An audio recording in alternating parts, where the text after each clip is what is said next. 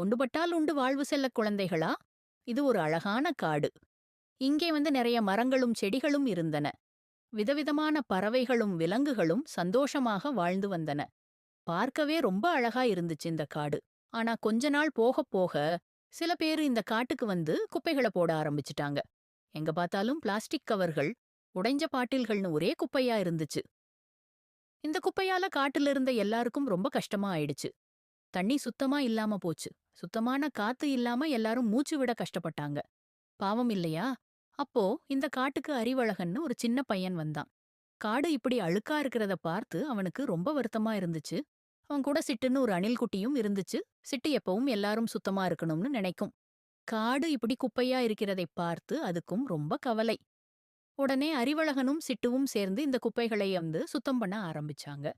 சின்ன பசங்க தானேன்னு நீங்க நினைக்கலாம். ஆனா அவங்க மனசுல ஒரு பெரிய எண்ணம்